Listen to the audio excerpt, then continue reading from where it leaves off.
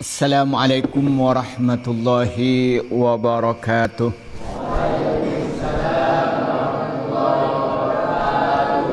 Alhamdulillahi rabbil alamin. Wassalatu wassalamu ala asrafil anbiya'i wal mursalin, amma ba'du. Para santri yang saya hormati, baik putra maupun putri, ibu-ibu, bapak-bapak dan pemirsa dimanapun Anda berada, marilah kita bersyukur kepada Allah atas segala nikmat Allah berikan kepada kita. Kedua kalinya rahmat dan salam semoga dicurahkan pada Nabi Muhammad sallallahu alaihi wasallam. Para santri yang saya hormati, pada pertemuan kali ini kita akan mengkaji kitab Adabul Alim. Pada pertemuan ini akan mengkaji kitab Al-Kabair yang dikarang oleh Imam Az-Zahabi. Pada pertemuan kali ini kita akan membahas tentang dosa besar yang ke-12 tentang haram makan riba, dengan sub pembahasan hadiah atau pemberian diberikan orang yang punya piutang itu, orang yang punya hutang pada yang memberi utang itu, maka hukumnya riba. Bismillahirrahmanirrahim. Faslun ay hadza faslun. Adapun ini adalah pasal. An Ibnu Mas'udin, datangnya dari sahabat Ibnu Mas'ud radhiyallahu anhu, qala, berkata siapa sahabat Ibnu Mas'ud, idza kan, apabila ada, lakah, yaitu bagimu, ala rajulin, wajib pada orang laki, apa, dainun, hutang, fa'ahda, maka memberi siapa rajul, lakah, pada kamu, syai'an, pada suatu, fala ta'khudhu, maka jangan mengambil engkau kepada sesuatu, fa'innahu, maka sungguhnya syai' riba, itu riba.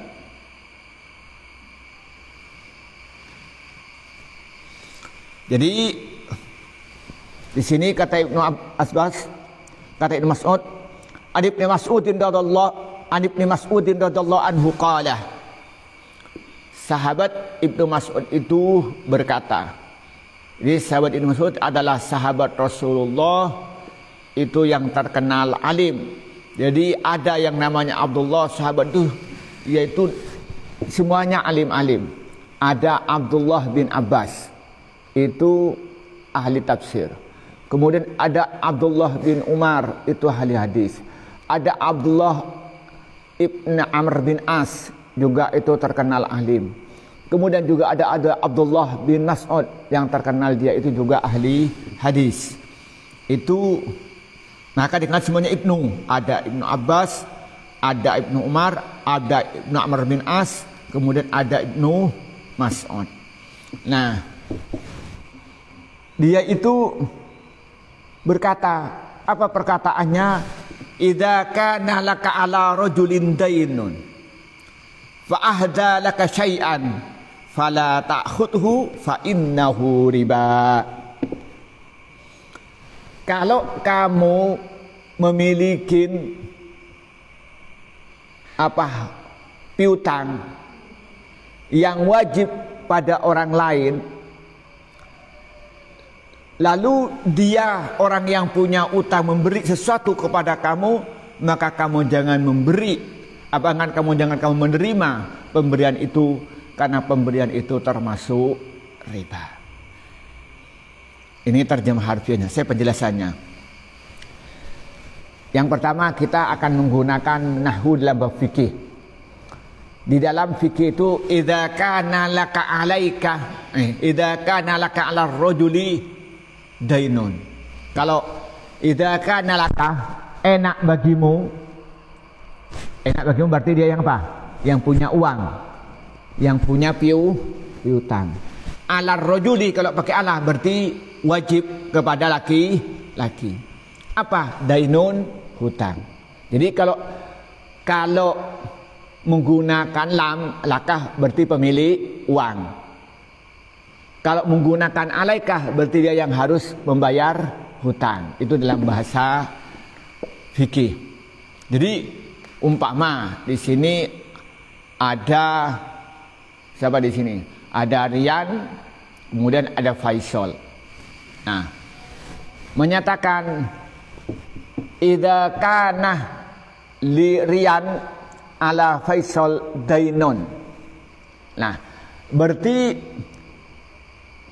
li Rian, berarti Rian itu yang punya uang, yang punya hak menerima uang bayaran. Ala Faisal, Faisal yang punya hutang. Itu bahasanya. Lah umpamanya Rian punya piutang uang 1 juta kepada Faisal.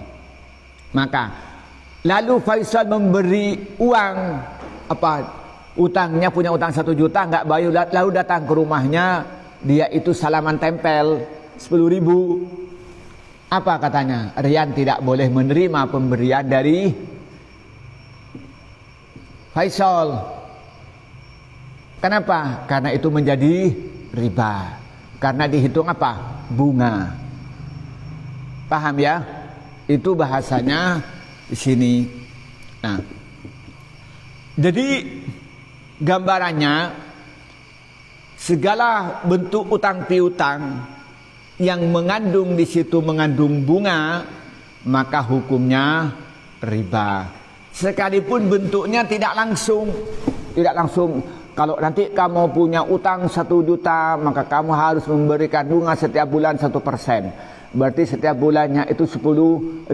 Tidak usah begitu. Yang biasanya umpamanya nih Rian tidak biasanya Faisal tak cuma selam tempel sama Rian, kok kadang punya utang selam tempel. Nah, itu namanya apa? Uruf namanya. Tradisi itu yang menjelaskan, oh ini berarti ini punya kepentingan nih karena punya hutang, maka itu menjadi riba. Artinya apa? Kelebihan yang dibayar oleh orang yang punya hutang pada pemilik hutang dengan imbalan tenggang waktu yang diberikan pemilik kepada orang yang punya hutang, maka itu disebut namanya riba. Baik itu diucapkan atau sifatnya tidak diucapkan, seperti dalam bentuknya hadiah. Itu yang disampaikan di sini. Waqalan berkata Al-Hasan, siapa? Cucu Rasulullah Hasan radhiyallahu rahimahullah. Idza kana bila ada laka bagimu ala rajuli atas laki-laki dainun, apa hutang, fama akalta, fama maka ada suatu akalta yang makan engkau mimbaitihi dari rumahnya rajul, bahwa maka adapun ma akalta suhtun adalah dosa. Apabila engkau mempunyai piutang, punya uang, kemudian katanya di sini terjemahkan harga dulu. Apabila bagimu enak bagimu, katanya, apabila engkau mempunyai piutang kepada seorang, karena idza kana laka ala rajulin dainun fama akalta min baitihi fahuwa suhtun. Apabila engkau mempunyai piutang kepada seorang, maka kamu bertamu pada rumah dia, maka apa yang kau makan dari rumah dia, maka itu menjadi dosa atau itu berdosa. Jadi kalau ada seorang punya piutang pada orang lain, lalu datang ke rumahnya, setelah bertamu diberi teh, diberi snack, maka yang dimakan itu hukumnya berdosa. Karena itu dianggap apa? Riba. Kenapa itu? Merupakan bunga. Misalnya Musleh punya piutang ke rumahnya Malik, Malik punya utang sama Musleh, punya hutang misalnya 2 juta. Lalu Musleh datang ke rumahnya Malik untuk nagih utang. Nah, begitu datang ke rumahnya bertamu, diberi kopi, diberi pisang goreng. Nah, tapi tujuannya Malik itu tadi, tujuannya apa? Itu bagian terima kasih karena memberikan pinjaman hutang. Maka pemberian yang diberikan Malik kepada Musleh, maka itu hukumnya riba, hukumnya berdosa.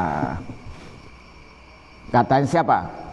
Katanya Sayyidina Hasan, cucu Rasulullah.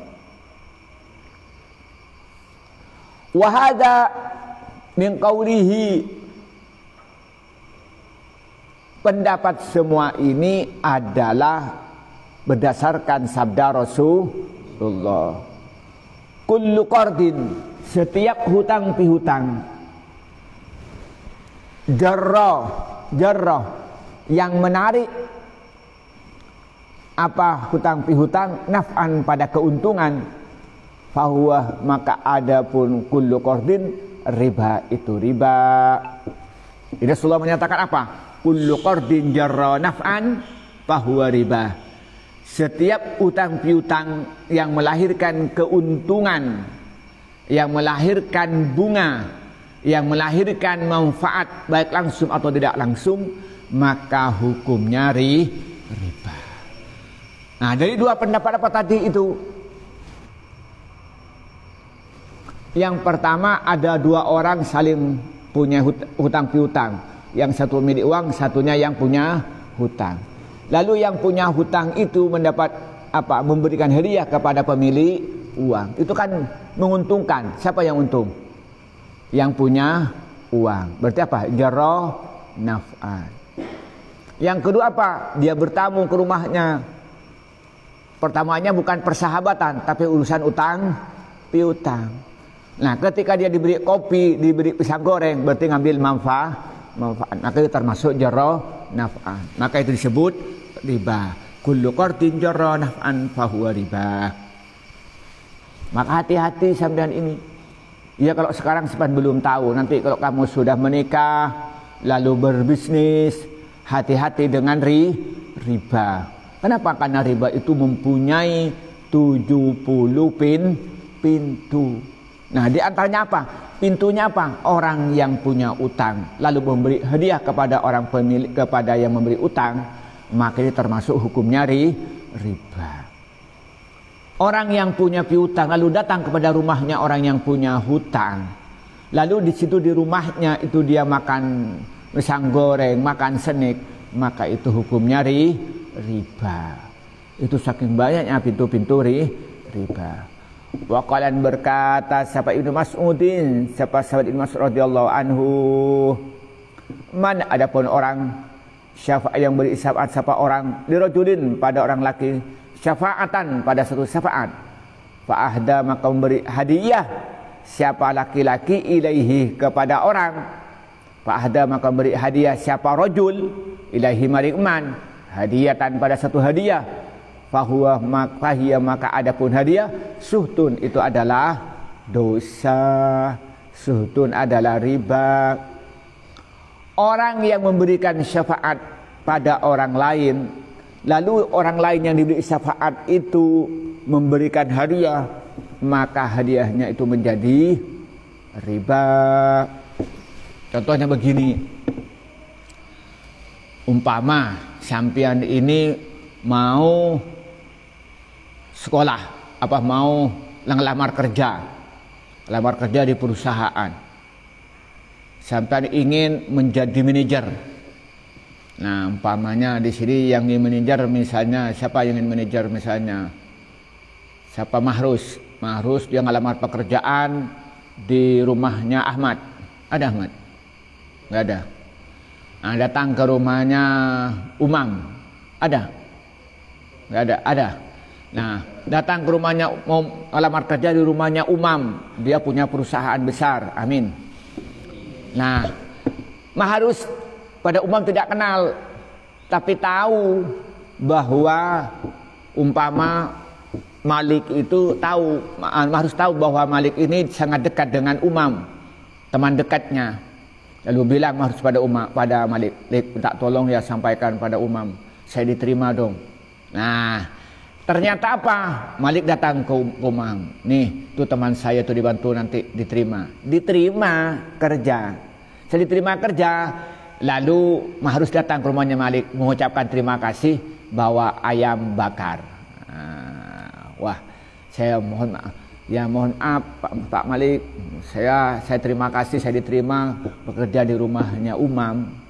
Nah, pemberiannya mahrus pada malik itu apa? Suhtun, dosa. Paham? Itu yang maksud dengan man syafa'ata li rajulin syafa'atan fa ahda ilaihi hadiyatan fahiya suhtun. Paham ya? Jadi namanya apa? Kolusi. Apa namanya itu? KKN istilahnya apa? Kolusi. Nah, menggulkan keinginannya dengan cara memberi sesuatu pada orang yang bisa menggulkan. Kalau sekarang itu namanya apa? Riswah. Yaitu menguntungkan dirinya atau menguntungkan orang lain. Menyalahgunakan jabatannya, menyalahkan wewenangnya, menyalahkan kedekatannya untuk keuntungan dirinya atau keuntungan orang lain. Sekarang Malik punya kedekatan dengan umam. Nah, untuk menguntungkan siapa? Menguntungkan mahrus. Imbalannya apa? Nanti ke rumahnya dibawain ayam bakar. Maka ayam bakarnya itu hukumnya haram. Suhtun, riba. Paham ya? Man syafa'a li rajulin syafa'atan fa'addalah, kok gak dimanain. Wa tasdiquhu, dan pembenarannya ucapannya Ibnu Mas'ud min qaulihi, dari sabda Nabi sallallahu alaihi wasallam, man, adapun orang syafaat yang beri syafaat siapa orang li rajulin, pada laki-laki, syafaatan pada satu syafaat, fa'adda, maka memberi siapa laki-laki lahu, kepada man alaiha, pada hadiah, faqabalaha, maka menerima siapa manhu kepada hadiah, faqad ata, maka sesungguh datang siapa man seorang baksan, pada kesalahan atau dosa aziman yang agung, min abwabir riba, dari beberapa pintu riba. Ahrajahu, meriwayatkan pada hadis Abu Daud, siapa Imam Abu Daud. Nah, tadi kan bilang pendapatnya Ibnu Mas'ud, kalau ada orang minta tolong untuk mencapai tujuannya yang disebut namanya syafaat, kolusi dengan orang, lalu berhasil kolusinya, lalu memberikan hadiah, maka hadiahnya itu termasuk perbuatan dosa, termasuk suhtun, termasuk riba. Apakah Ibnu Mas'ud ini berpendapat sendiri? Tapi ternyata tidak ada sandaran hadis. Apa sandaran hadis? Itu Rasulullah bersabda, man syafa'a li rajulin syafa'atan fa'adda lahu 'alaiha faqabalaha faqad ata ba'san 'aziman min abwabir riba. Kalau ada orang memberikan syafaat pada orang laki-laki, pada orang lain dengan suatu syafaat, lalu orang yang diberi syafaat itu memberikan sesuatu kepada orang yang membantunya tadi, maka berarti seorang yang bantu tadi itu dan menerima pemberiannya sudah melakukan dosa besar, yang dosa itu bagian daripada riba. Nah, hati-hati. Dan itu zaman sekarang, untuk menggulkan jabatan pakai apa? Pakai syafaat, pakai kolusi segala. Ingin mendapatkan apa, bisnis, proyek, itu kolusi lagi. Itu namanya, ini diberikan sesudah, apalagi sebelumnya. Sesudahnya itu masih dihitung sebagai riba. Oh, saya niatnya saya nazar, saya hadiah, nggak bisa, tetap berdosa. Walaupun dalam bentuk pengakuannya riba, hadiah. Fanas'alu, maka mohon kita Allah pada Allah, al-afwa, pada pengampunan, wal afiyah, dan selamat, fid dini, dalam masa agama, wad dunya, di dunia, wal akhirat, dan akhirat. Kita berdoa kepada Allah semoga kita diselamatkan dari segala bentuk perbuatan dosa, yang diantaranya adalah dosa riba dengan segala bentuknya, yang macam-macamnya sebanyak 70 bentuk. Jadi kesimpulannya begini, bahwa riba ini yang saya sampaikan, riba itu ada dua, ada riba fadl, ada riba nasi'ah. Riba fadl itu terjadi barter di dua masalah. Yang pertama itu naqdaini, emas dan perak. Yang kedua ad-aimah. Jadi kalau transaksi dua hal ini harus mislan wa mislin, yadan biyadin. Maka transaksinya harus cash, kontan, dan harus persis. Kalau ada yang lebih, maka dia terjadi riba. Yang kedua riba nasi'ah. Riba nasi'ah itu adalah kelebihan yang harus dibayar, kelebihan hutang yang harus dibayar orang yang punya hutang kepada pemilik hutang atau pada orang yang memberi hutang sebagai imbalan dari tegang waktu. Contohnya ada orang yang namanya A punya hutang kepada B.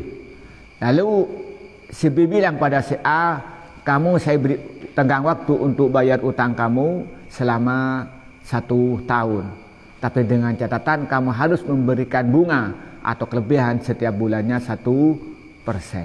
Itu disebut namanya riba nasi'ah.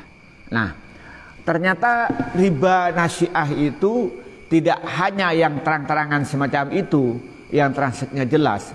Bahkan dalam bentuk kelebihan yang diberikan oleh orang yang punya hutang kepada pemilik hutang, walaupun tidak verbal, tidak diucapkan apa adanya, seperti diberikan dalam bentuk hadiah, maka itu hukumnya berdosa. Bahkan pemberian makanan minuman ketika bertamu, kalau itu alasannya karena punya hutang, maka itu disebut namanya riba.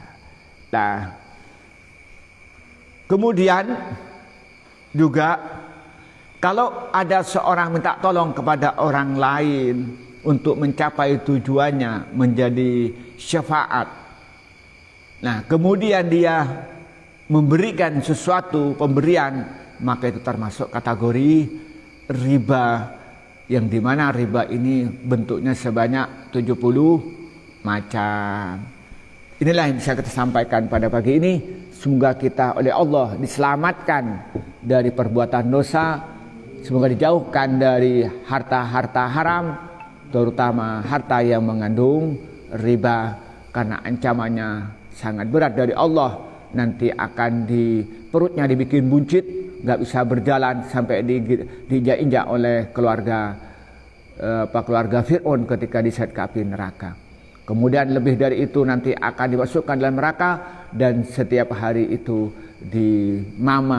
disuapin batu yang terdiri dari api neraka. Na'udzubillah. Dan kita tahu bahwa dosa riba ini, ada 70 macam.